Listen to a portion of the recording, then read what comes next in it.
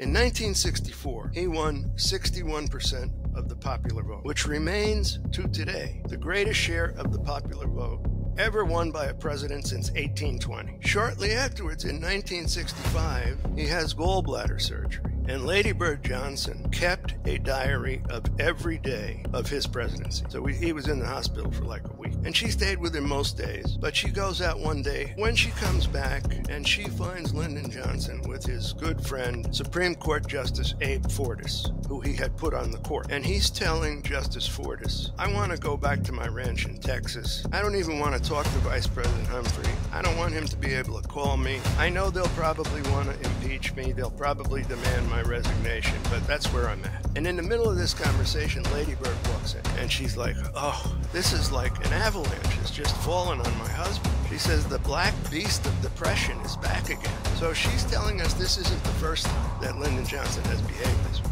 And he's behaved this way when he's on top of the world. Joining us now is James Ricciardi. He's a mental health historian, and he's a former partner at McGuire Woods LLP. Not a book, but it's an article that drew my attention. It's about mental illness and highly successful persons, which I believe, by the way, Jim. So I would like to first go to your background. You graduated from Harvard. You were named one of the best lawyers in America, working on cases like Enron. But let's start with your background, and then we're going to go into some of the insights that you have about some leaders and how there's a close connection between genius, mental illness, and leadership.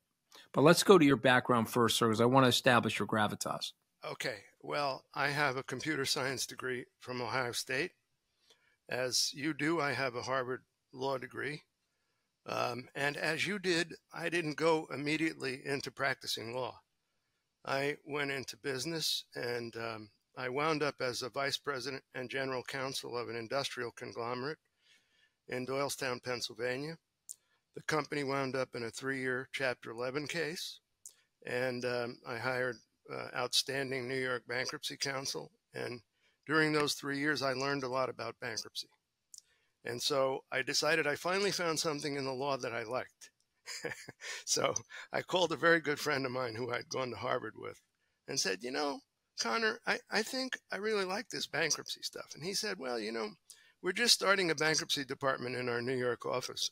Why don't you come in for a day of interviews? I'll set it up for you. So to make a long story short, that's how I got my first job practicing law at the age of 37. And I only had taken a bar exam in New Jersey, but now I was practicing in New York. And you know, New York and New Jersey don't reciprocate. So I had to take 17 years out of law school, the bar exam in New York State, which is one of the hardest. It's tough. Well, you passed it, and you're obviously an incredibly smart person. But you have your own mental health journey, and what I love about your story, if you don't mind me saying this, is that we sometimes have a stigma associated with mental health. We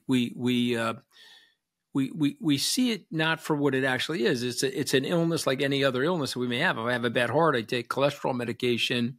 If there's something related to my mood, it could be biological more than anything else. And sometimes we attribute it to conscious behavioralism when it could in fact just be biological. So I want you to talk about first, if you don't mind, your personal story, your own personal mental health journey, and some of the revelations that you've discovered as a result of your own journey, and what caused you to want to write this article that you've put together. And then we're going to go over some examples. You're right. I was first diagnosed with bipolar disorder more than 40 years ago. And I've had many episodes. They were almost always manic depressive episodes. And what I mean by that is I would have a mania first, and the mania would inevitably wind up in a depression. And for those of your listeners or viewers who don't know really what manias and depressions are, I'll take a minute or two to explain that. A mania is when your mind tends to focus on only one idea or on only one very small subset of ideas. If you are, say, a mathematician, you might focus on the solution of a problem that has escaped solution for 200 years, and you might focus exclusively on that. And you will become irresponsible towards your friends, irresponsible towards your coworkers. You will become very irritable. You won't sleep, but you won't sleep not because you're depressed. You won't sleep because all of your energy is being put into solving that one problem. And you may or may not solve that problem, but inevitably, your mania is going to end up in a suicidal depression if you have bipolar disorder. And that was what always got me, because I didn't only work for McGuire Woods. I worked for 2 other leading law firms before that.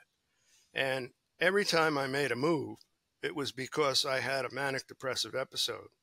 And either the managements of the firms really didn't want to deal with it because, you know, mental illness is not as important as physical illness, or I myself couldn't deal with it, and I took myself out of the workforce for 6 months or a year and had to really struggle to get back. You know, now the depressive side of it is almost always suicidal, but there are other aspects to depression. Also, you can't sleep, but it's not for the same reason as you can't sleep during a mania. You can't sleep in depression because you have constant feelings of worthlessness. Every future moment seems black. You don't see any way out of the situation that you're in. And it could be triggered by something like what triggered Winston Churchill, or it could be triggered by nothing, you know. And mostly it's triggered by a mania that happens before. But not to interrupt you, and I don't know as much about this as I should, frankly. Is it chemical?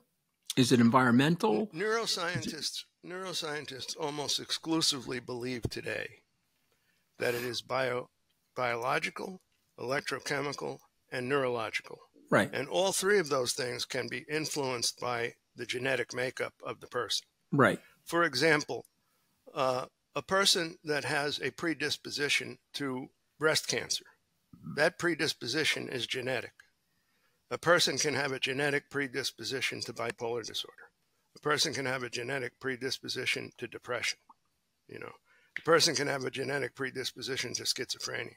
Right. Now, schizophrenia is in a different league, so we won't talk about that. Right. Because that makes life almost impossible. You know. Right.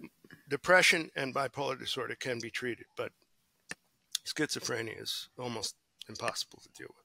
So, I'm sorry. No. I appreciate you bringing this up, and I appreciate the also respect the vulnerability associated with it, because it can be. Listen, 100 years ago, this was very stigmatizing. Today, it's less so as we understand more about the illness.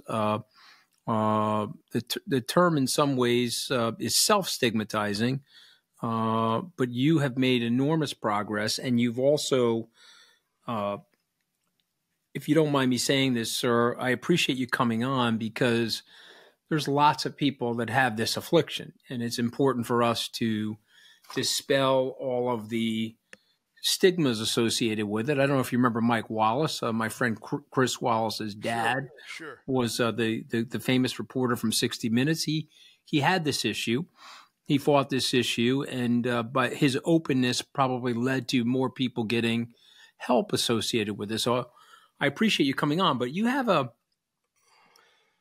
say it's a breakthrough, but you have a historical observation, which I think is worth talking about. And this is, you've identified several leaders. I'm going to list some of them. Churchill, you've already mentioned. Lyndon Johnson, Thomas Eagleton. Well, we can talk a little bit about him. He was the vice presidential candidate that underwent electroshock therapy, a result of which he dropped out of the 1972 race. He was George McGovern's selection to be vice president. John Fetterman, which we know is in the Senate representing Pennsylvania, by his own admission, has talked about this situation that's plaguing him. The legendary Ted Turner, Mariah Carey, Francis Ford Coppola, Ernest Hemingway. I don't want to steal your thunder, sir. Tell us about these people, these specific individuals, also the observations that you've made about them, but also you have lots of empathy for them because some of the elements that they have, you have. So tell us about these people. Well, first, I'd like to talk for a minute about mental stigma. You know, mental illness was first identified by Plato and Hippocrates. So we've been dealing with this distinction between mental illness and physical illness for millennia. And you said we've made a lot of progress in reducing stigma of mental illness. I would like to challenge that. I think we've made a little bit of progress. And let me give you an example. Mental illness, of course, by its very semantic presentation, distinguishes itself from physical illness. And because of its history, going back to Plato and Hippocrates, it also is perceived as a lesser illness than physical illness. But you mentioned John Fetterman, and John Fetterman is a very interesting case because while he was in the campaign for for senator from Pennsylvania, he had a stroke. You may remember he had a serious stroke. And after he won, a few weeks after he got to Washington, he was hospitalized for 42 days for major depression. 42 days. Now, when I was hospitalized once I was hospitalized after a suicide attempt, I was in the hospital for 12 days. He was in the hospital for 42 days. So you know he had very, very serious major depression. But he never suffered any stigma. His colleagues in the Senate supported him. His family supported him. His doctors supported him. His constituents supported him. Why is that? Okay. Now, to me, why that is because all of his doctors associated his major depression with his stroke. So they made it a physical illness. That's why he had no stigma. They made it a physical illness. Just as if a person behaved in a manic fashion but had a brain tumor, and the brain tumor was removed, and then they were their old self again, there would be no stigma. But if they recovered from a mania that couldn't be associated with a physical illness, the stigma, remained. It's a very good distinction. It's a very important point that you're making. But let's talk about a few of these political leaders, sir, that have no stroke. They've had no physical malady, but they have forms of depression. Okay. We believe that Lincoln had it. Let's talk about Lyndon Johnson as an example, or Winston Churchill, some of the people you write about. Let's talk about Winston Churchill and Lyndon Johnson. And Anthony, you make me feel old when you call me sir. Call me Jim. Please. I'll call you Jim. I'm sorry. I'll call you Jim. Okay.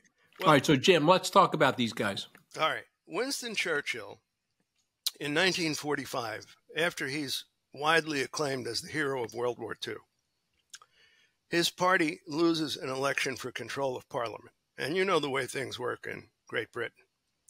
You lose an election for control of Parliament, and the Prime Minister has to resign because the new control party picks the Prime Minister.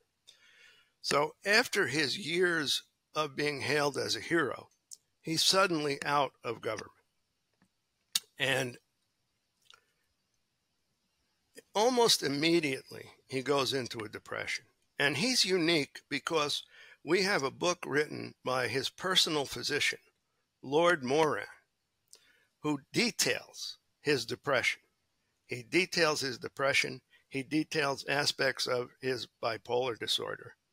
And so another psychiatrist and historian, Anthony Storr, in reviewing Lord Moran's book and in reviewing records that became available only after Churchill's death, he says, I think that Churchill's achievements were not in spite of his bipolar disorder, but because of his bipolar disorder, which brings us back to what I was saying about tunneling and focusing on really important things and being able to solve really important problems, even though the rest of the world you treat like hell, And that's probably as good an explanation of Winston Churchill's life as anything. And it comes directly from the horse's mouth, his personal physician who treated him for years. And his book was written only after Winston Churchill's death. Now, Lyndon Johnson is a little bit different situation. because he never had a contemporaneous diagnosis of either depression or bipolar disorder. But I need to set the scene for you a little bit to understand why I included him in the list of people. In 1964, he won 61% of the popular vote, which remains to today the greatest share of the popular vote ever won by a president since 1820. Shortly afterwards, in 1965, he has gallbladder surgery. And Lady Bird Johnson kept a diary of every day of his presidency. So from November 22nd, 1963 to January 20th, 1969, she's got a daily diary. Okay. So she was staying with him. Gallbladder surgery was more complicated then than it is today. So he was in the hospital for like a week. And she stayed with him most days. But she goes out one day, as she says, to do some errands. Okay. So when she comes back, it's dusk, and she finds Lyndon Johnson with his good friend, Supreme Court Justice Abe Fortas, who he had put on the court, but with whom he had had a 30-year relationship. And he's telling Justice Fortas, you know, I want to go back to my ranch in Texas. I don't even want to talk to Vice President Humphrey. I don't want him to be able to call me.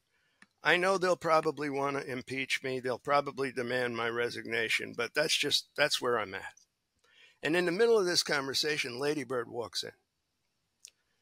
And she's like, oh, this is like an avalanche has just fallen on my husband. She says, the black beast of depression is back again. So she's telling us this isn't the first time that Lyndon Johnson has behaved this way. And he's behaved this way when he's on top of the world.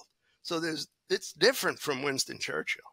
It's completely different from Winston Churchill, which is what convinced me that he had major depression, as defined by the National Institute of Mental Health. And there's actually more evidence. Bill Moyers, who was special assistant to the president and then press secretary to the president, and as we know, was the host of a show on PBS for about 30 years. He says that, you know, the night that the Civil Rights Act of 1964 was passed, which many people have called the bill of the century, you know, there were accolades coming in from all corners. All the TV stations were saying how historic it was. He wasn't down on the first floor with the staff and the senators and everybody in the celebration. So I went to look for him, and I found him in his room, in bed, depressed, and he didn't want to get out of bed to go downstairs to join the celebration. So there's another, you know, like super achievement, and he's depressed. You know, there are instances of manic behavior that are recounted by Jack Valenti and Joe Califano. And interestingly enough, the last volume of Robert Caro's biography of Lyndon Johnson was published in 2012. And all of the information I have gotten comes from books that were published after that. In fact, Lady Bird's diary was not even made public to researchers until 2017. And Hiding in Plain Sight was published in 2021. So all of the information I'm giving you was never available to anybody who wrote a biography of Lyndon Johnson before that. There's another very interesting thing about it. You know, he made a speech, his first speech to a joint session of Congress on November 27, 1963, 5 days after President Kennedy's assassination. And he spoke about President Kennedy and President Kennedy's assassination. And he spent a lot of time talking about the Civil Rights Bill that would become the Civil Rights Act of 1964. But he also asked Congress for an all-out attack on mental illness. He's the first U.S. president that ever asked Congress to do anything about mental illness. Is it self-referential? Who knows, right? Yeah, but I think it's an amazing story about his life. If you don't mind, go to some people that are contemporary, like Mariah Carey or Francis Coppola, the director of The Godfather, Apocalypse Now, etc. Well, tell us some of your insights there. If you permit me, my paper, as you once described it, was a research paper. I've continued to do research, and I'd like to make a little detour. Yeah, you got mad at me. All I was saying is it's a great paper, but I want it. It's got to go this way. It's got to go bigger, so it can be bolder. It's in the middle. Unfortunately, in our society, you got to go one way or the other. I want you to turn this into a book, Jim. Well, it might be going to a book. Yeah. Instead of talking about Francis Ford Coppola or Mariah Carey, I'd like to talk about two other people, with your permission. Right, Kay Jamison and Kurt Cobain. Perfect. Okay. Kay Jamison is the Dalio Professor of Psychology and Psychiatry at Johns Hopkins University Medical School. She has been afflicted with bipolar disorder from early adulthood. So she is a remarkable person because she has the personal experience and the academic experience. And her second husband was a psychiatrist who worked for the National Institute of Mental Health, and they co-wrote a book about her bipolar disorder and how he helped her get through her worst episodes. So she's really a remarkable person. There are very few people that have both been the victim of a disease and also the person who studies and helps with the treatment of the same disease. And she reviewed Kurt Cobain's suicide. And we learned that Beverly Cobain, who was a registered nurse and the first cousin of Cobain, told her that he had been diagnosed as a young child with ADD and later with bipolar disorder.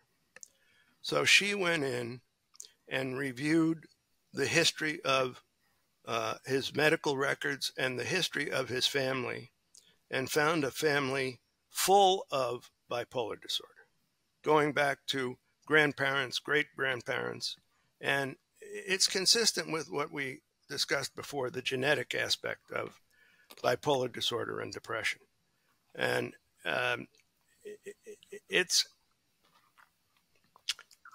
just, it gives one pause. And she also said something, she followed up on something you said, Anthony, which is that she believes, and she says this is anecdotal, she's never done any scientific studies on it, but she believes that bipolar disorder runs in high-achieving and high-creative families. It's just her experience from having done so much research on so many people who had bipolar disorder. So I'd like to finish with stigmatization on mental health. Number one, as you pointed out, mental illness distinguishes itself from physical illness. And let's just think about somebody who has a broken leg. Nobody ever says, oh, you don't need treatment, don't go to the hospital. But if you're depressed and you tell somebody you're depressed, maybe your husband or your son or your parents or your friends, they say, everybody gets depressed. Don't worry about it. Just think positive thoughts. You'll be fine in a couple of weeks. And a couple of weeks goes by and you're not fine. You're worse. And you're not sleeping and all you can see is black. And you tell everybody you're depressed and they say, oh, just give it another couple of weeks. Everything will be fine. So, if it's a broken leg, you go right away to the hospital. If you're depressed or you're manic, people try and talk you out of it. So that tells you it's a lesser disease in the minds of people. And that has tremendously negative effects. It discourages people from getting treatment. It oftentimes winds up getting people fired or they quit. Your relationships go south because you're not doing what everybody else wants you to do. And it's very difficult to recover those relationships. And mass media really doesn't do anything to help. I mean, virtually the only time you see mass media talk about mental illness is in connection with a mass shooting or a famous person's suicide. And those aren't two things that encourage people to seek mental health help, And they put a suicide hotline on, at a time when they're not really encouraging people, because who wants to think of themselves as a mass murderer? Who wants to think of themselves as being ready to commit suicide? So if the mainstream media really wanted to do something, they would put public service announcements on every day. They don't have to be more than 15 seconds. They just show the same number. They say, if you're feeling bad mentally for whatever reason, call this number. Don't associate it with mass murders and with famous people's suicides. So, in a nutshell, I can see we're coming up to 10:30. If you have any more questions. It's very poignant, and I wanted to. I don't like interrupting when someone is elucidating as brilliantly as you are. I have 5 words. If you listen to any of our podcasts, after reading your text, my producer and I come up with 5 words, and then we're going to ask you to respond to those words quickly. Okay, you ready? Okay. I say the words brain health. What do you think of, Jim? I think really of brain disease. I think it's more important to think about brain disease than brain health, because brain health is a normal condition. Okay. What about the words mental illness? I say the word mental illness. You think what? Mental illness, I think climate change. I think we got to change it to brain disease, but it's not an easy task. It's going to take decades, just like it's going to take decades to solve the climate change problem. Okay, it's good. It's a good point. And so that leads to my next word, which is stigma. Stigma's got to be reduced, but people talk about reducing stigma, but don't understand how to reduce stigma. Yeah, that's what I was saying about the mass media. Mm-hmm. All right, I'm going to say the word success. What do you think of? That there are many successful people who have dealt with serious mental illness or brain disease that we never know about, because it's not something people talk about. Yeah. What about you, Jim? I say Jim Ricciardi. What do you think of? I think that I've been very fortunate in my life. With all of the instances I've had of manic depressive episodes, I could have wound up a lot worse. I know I've been suicidal at least 4 times, and one time I wound up in the hospital. So I could have wound up a lot worse, and I'm happy to be able to do this research and to share it with people like you. Well, first of all, it is a true delight to have you on. I think that what you're saying is very compelling. I hope you turn it into a book. Okay, the title of the article is "Mental Illness and Highly Successful Persons." It's written by James Ricciardi, and we're going to get this out there for you to publicize it. But I want you to turn this into a book, not just a long paper. So you can be mad at me for that, Jim, but I don't care. I think it's an important story to tell, and I think it'll help to bring down the stigma that both of us want to bring down about the disease. I'm not angry. I'm not angry with you at all. I just knew that in the time that you wanted to have a podcast, I couldn't possibly turn it into a book. That's okay. Well, you're on, and we appreciate you being here. Thank you so much for joining us today.